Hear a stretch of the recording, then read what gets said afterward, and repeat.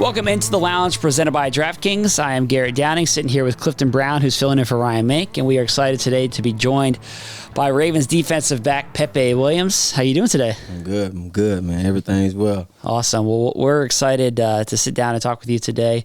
And you've been a guy at the very beginning of camp here that I think we've been watching closely because this is a big camp for you. So how do you feel like training camp's been going here for the first few weeks? Most importantly, I'm healthy. Yeah. You know, that was the biggest goal for me, just stay healthy, keep my body right, you know what I mean? Especially from last camp, you know, I came back at camp, you know, had what I had, but this year, healthy, been working, feel stronger, faster, you know, and just pretty much getting in tune with the defense, learning different spots so I can, like, get the whole picture, and, like, put all the pieces together in the puzzle so I understand everything. So I've been challenging myself on that, and I know some good days, some bad days, but all in all, I like growth. I've been growing. The health thing is probably the biggest, I guess, piece of your story so far. It's like when you've been on the field, you made plays, especially in practice. We've seen that, you know, but then just staying healthy is a challenge. And so last year you dealt with the ankle injury and cost you basically the whole season. Yeah.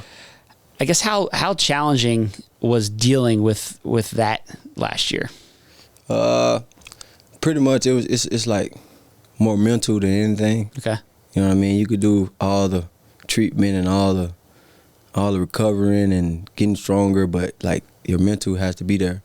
Like so, like my first surgery, basically, I kind of rushed the process in my head. Like I was trying to move too fast, trying to get back out there because I didn't want to lose my spot and things like that. So it was like a reset. A guy just humbling me and telling me to just chop wood and carry water. You know what I mean? So just take it day by day, slow down, do the stuff right, you know, right recovery, right sleep. So after my second surgery, I kind of like just told myself, I came to peace with like, take my time, get healthy, and get back to me. So like all in all, it isn't easy, but if you just chop wood and carry water and stay with it, your body will just start back developing to itself. So that was the biggest thing with me. Like, so now it's like my mental is just back to my first year, like it's just being a dog and like not letting anything like weigh me down and things like that. So I don't even be thinking about my ankle anymore when I'm out there just running around.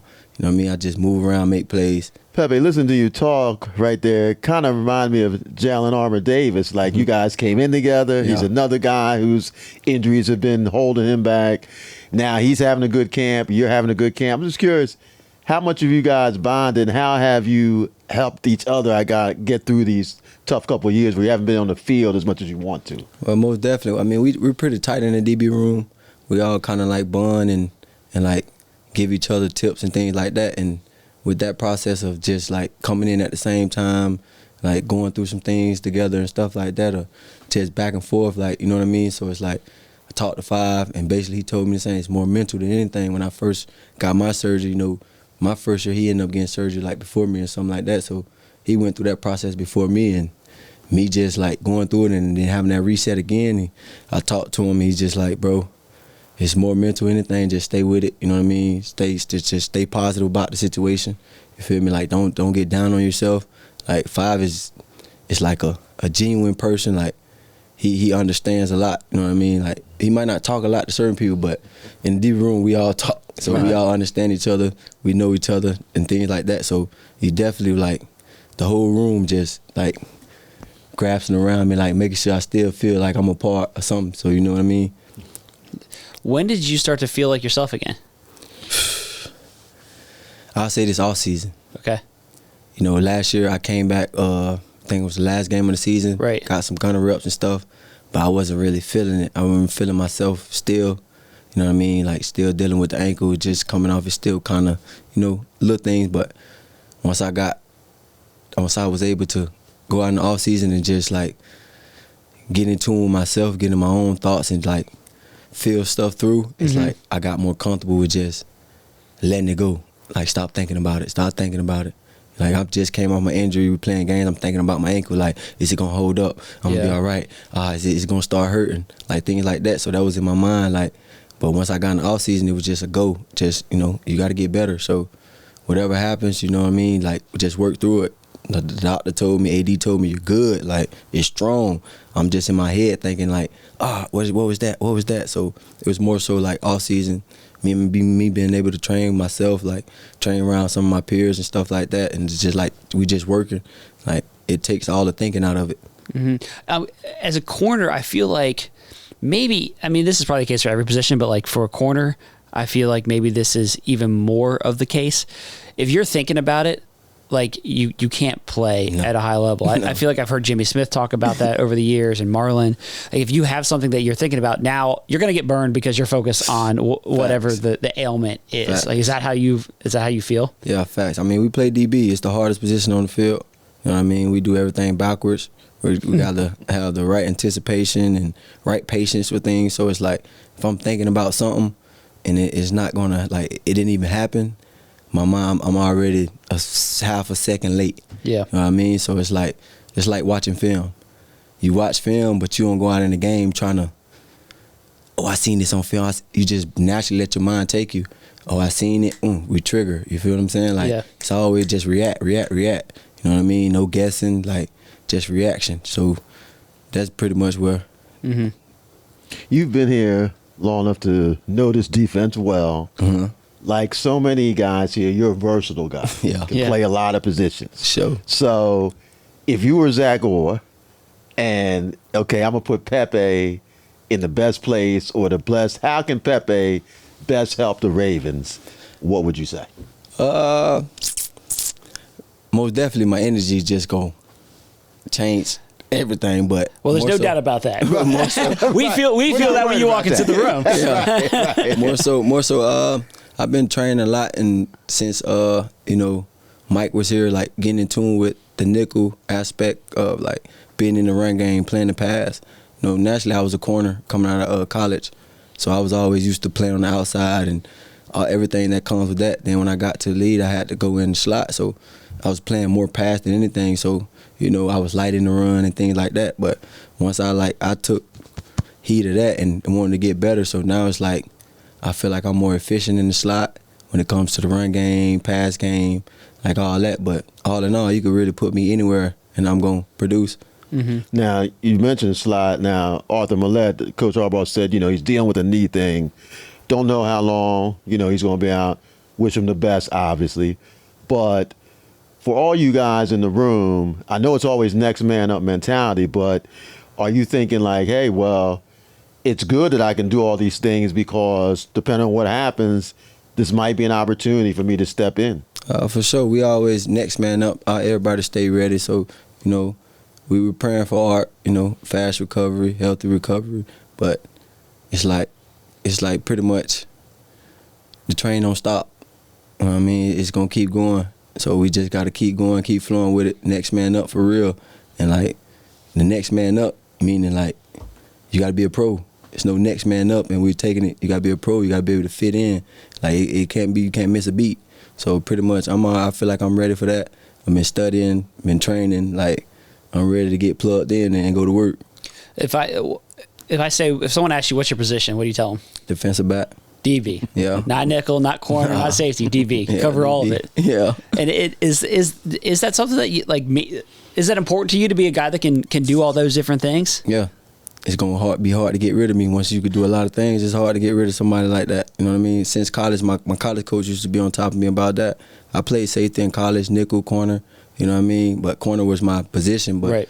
He opened my mind up to just do new things, try new things, put yourself in different situations just to see. So like I was big on like just doing whatever it takes to help the team win.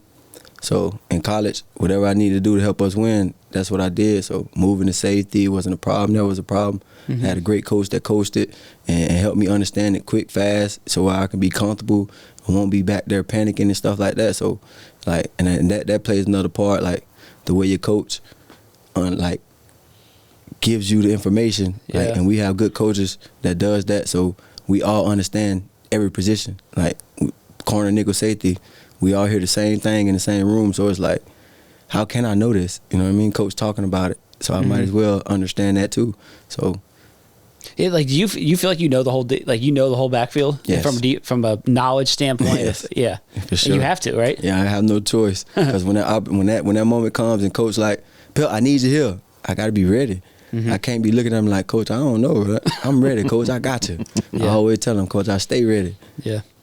Now, this might be the deepest corner group in the league, what you guys have. Oh, duh. And it was already deep.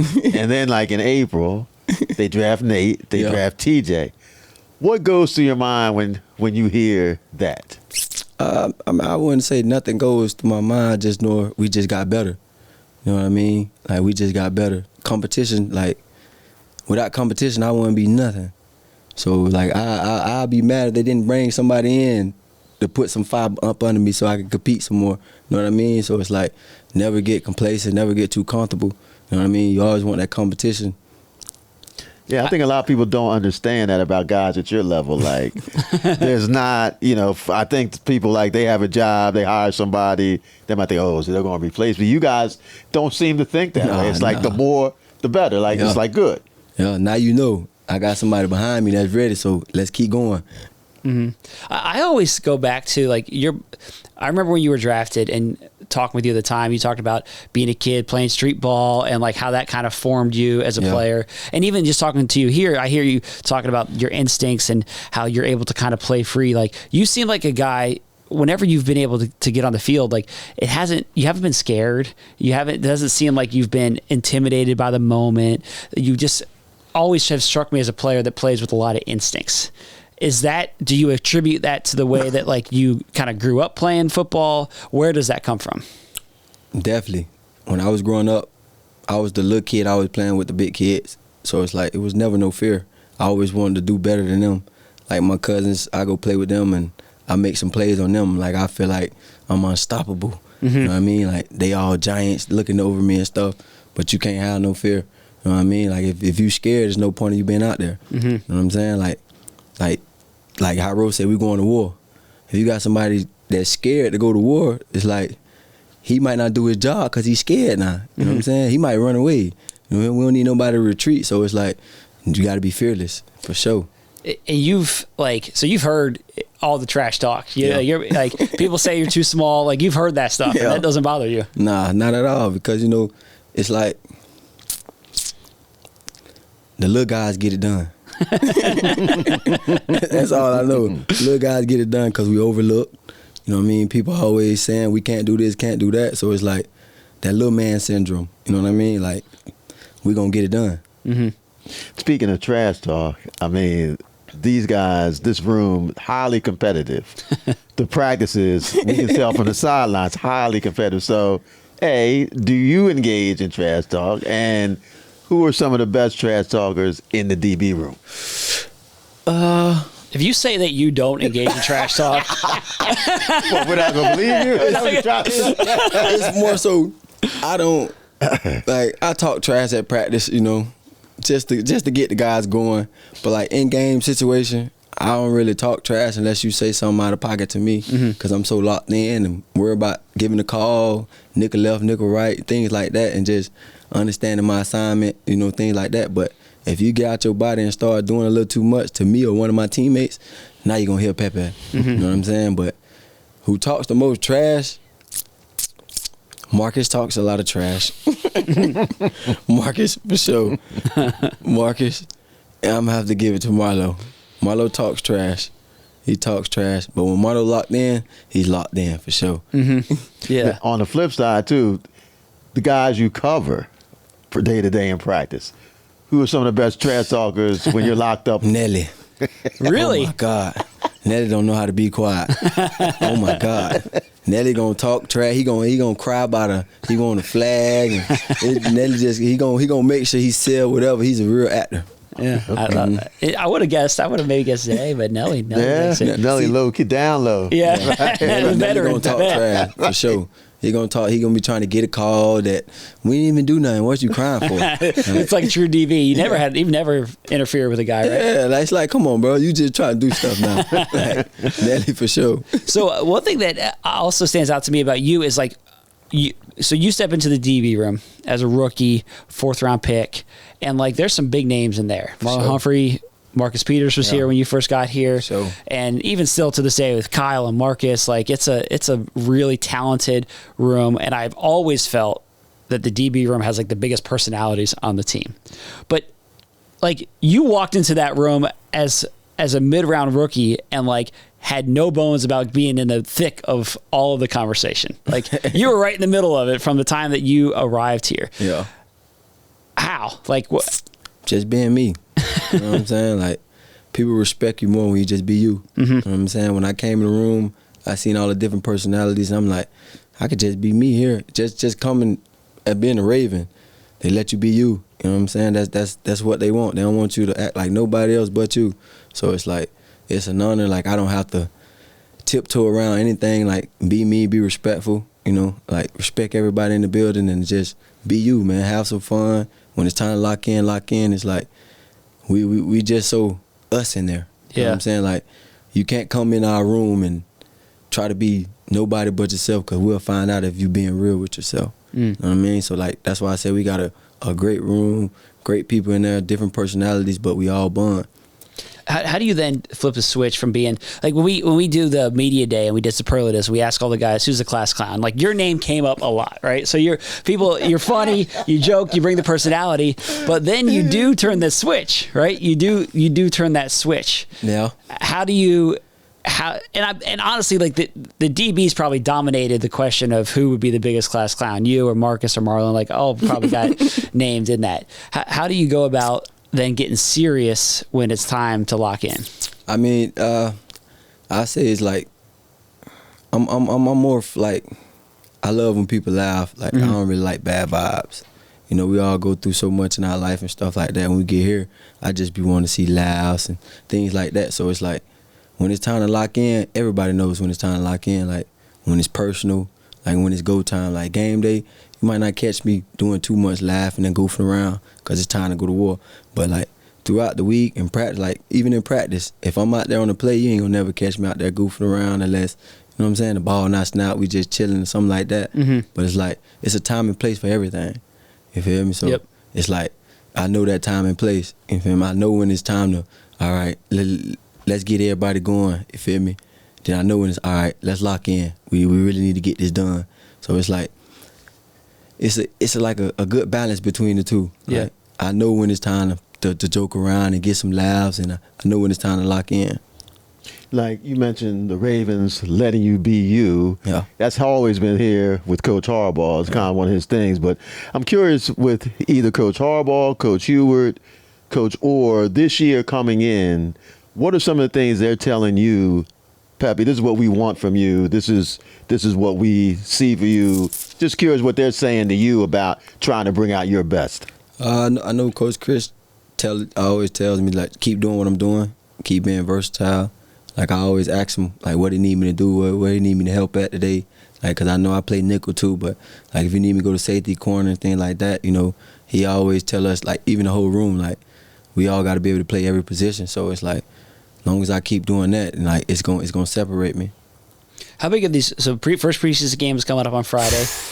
Like you get excited about these preseason games, don't you? Yeah. Are you fired up? I'm fired up, man. I can't even lie. It's been like a whole year since I played football for real. Like defense, like the whole nine. Like, you know what I'm saying? Like it's been like a whole year. Like me just missing it so much and just like fighting against that urge to get out on that field, man, and go fly around. So it's like Friday, it's go time. I'm just cut it loose. Will it be emotional at all? Nah, it's never really emotional. Like, got a lot of respect for the game, you know what I mean? But it's what I do. Yeah. It's what I do. And if we're looking at, if we flash forward, you know, a few months here, and we're looking back on your season, like, what do you want the conversation to be about what you're able to do this season? Pretty much, Pepe came back ready. Pepe came back ready to go. Came back to help the team win. Like, things like that. Like, he came back ready. You know what I'm saying? Like, when guys come off injuries, everybody expect them to, like, still be going through it or whatnot. Like, I don't let none of that hold me back. Once I'm healthy, I'm healthy. Once I can go, I can go. There's no excuses. I don't want to hear nothing else about my ankle. I don't want to hear nothing else about this, that, or you coming off. That's over with. That was last year. It's a whole new year. It's a whole new Pepe. Like, I'm back to me. You know what I'm saying? So, for sure, like this year, a couple months, season get rolling, Pepe back. It's not up to you, but would you like to play a lot Friday? I mean, do you want to play a lot in the preseason? For I mean, sure. yeah. I ain't played in the whole year. I want to get out there and fly around. Yeah. Fly around, make some tackles, hit some people, catch some interceptions. You know what I'm saying? Like, just do me and just go get that whole game feeling. Giving a call in those situations when tempo and stuff, like we got to give a call, like making sure everybody on the right page, like things like that. Like, I take pride in that, like going out in the game prepared and ready to execute.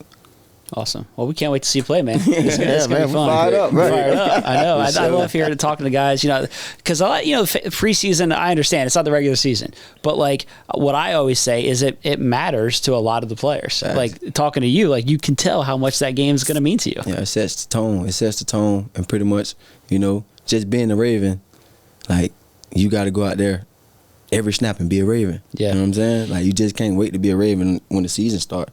So if coach tell me scrap up, I got to play, I'm finna go play like a Raven.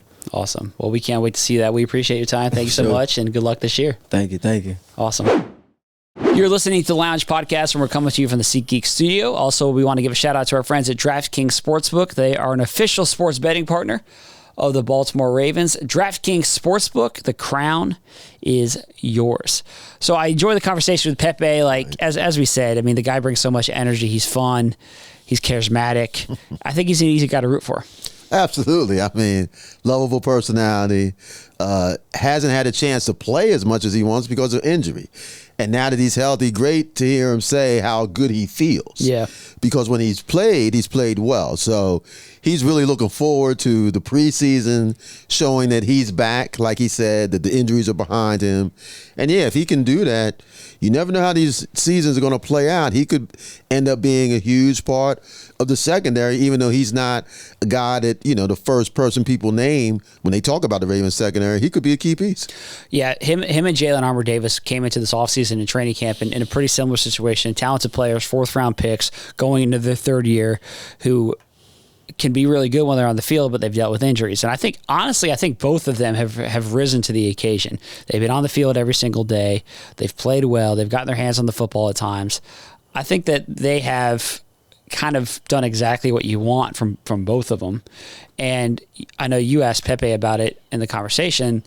He has an opportunity now with Arthur Millette dealing with a knee injury. Reports are he could miss time in the regular season.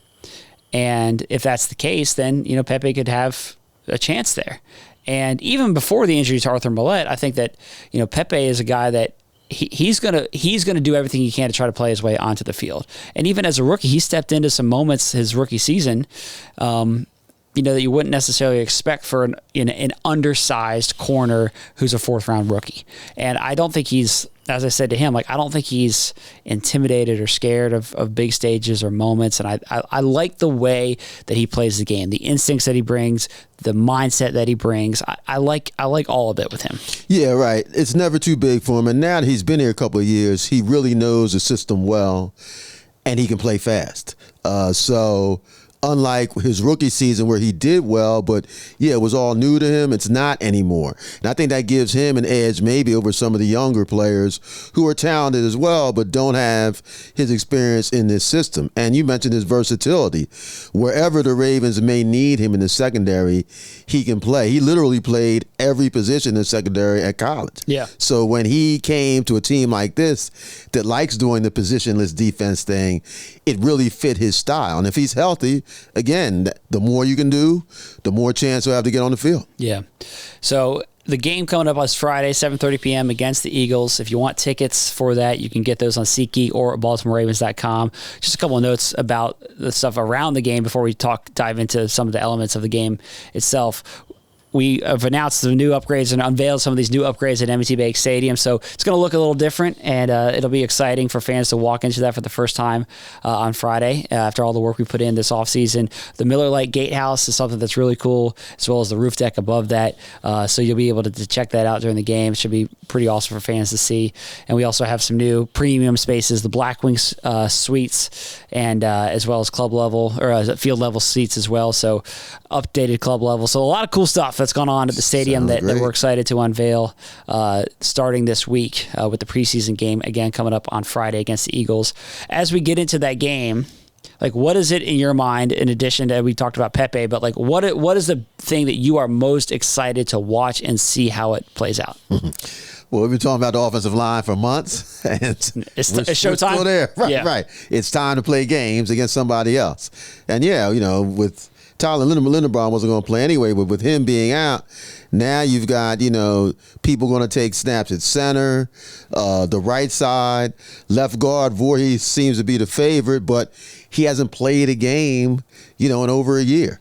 So what happens on the offensive line, I think, is at the top of my list to see who plays well, where guys play, and that may factor into decisions going forward. And then also, you got places like the wide receivers. After, the top 3 or 4 guys, there's a lot of talented guys competing for roster spots, roles at wide receiver. So those are 2 things I'm interested in. The Ravens defense is so deep, and they're going to keep it, quote unquote, vanilla in the preseason games.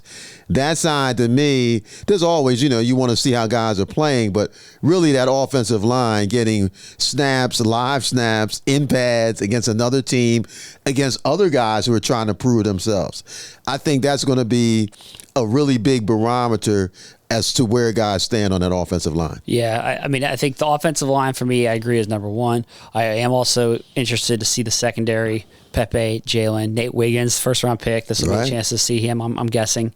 So I'm curious to see that. The other position that I'm a little bit curious about, there's not too much buzz about this position, but like running back. So Keaton Mitchell last year came on the scene in training camp, and then he won a spot based on how he looked in the preseason. Running backs get a lot of opportunities in the preseason because, especially in the second halves of these games, you're handing the ball off a lot. So you're going to give these running backs opportunities. So obviously, it's Derrick Henry and Justice Hill as your top 2 running backs, but you have a competition there for the 3rd spot as Keaton Mitchell is coming back from this injury. So Rasheen Ali, 5th-round rookie, could be that guy. Owen Wright is another player in camp who's looked good at times. Does anybody stand out in that competition? That is for that 3rd running back spot, who could end up playing, a role early in the season. How much we'll see, but a role certainly. No question. I mean, with running backs, to me, I want to see if they can break tackles, make guys miss. If they have opportunity to catch the ball, will they do it? And and vision, are they finding the holes if they're there and hitting them quickly? We'll be able to see those things more in game situation than we will at practice. So, yeah, those 2 guys you mentioned, there is an opportunity, particularly, as you said, until Keaton comes back, for them to do something. And you never know because, again, last preseason, who was talking about Keaton Mitchell being one of the big playmakers on offense? But when he got in there and got his opportunity, he was a huge difference for the Ravens offense. You couldn't deny it. Right. Until, he got hurt, he became one of their biggest weapons. And that, to me, there's game speed and practice speed sometimes is different. Keaton Mitchell, definitely when he got on the field against other teams, his speed just jumped out. Like, this guy, they can't catch him. So if we can see some of that type of juice from anybody, whether it be a wide receiver or a running back, that's immediately going to be filed away by the coaching staff as someone who may be able to help them this year. Yeah, well, it's going to be fun again. Friday, 7:30 p.m., M&T Bank Stadium. After the game, Cliff and I are going to do a recap podcast. So we're talking about the stuff going into the game, but after that game, we're going to break it all down for you, and you'll be able to listen to that in the Lounge podcast feed. Hit that subscribe button if you haven't done so already. Also, if you want all of our press conferences, check out the Ravens Press Pass podcast feed. All of the pressers live there in their entirety. Hit the subscribe button on the Press Pass feed as well. Thank you so much for watching and listening, and we will talk with you again after that game on Friday.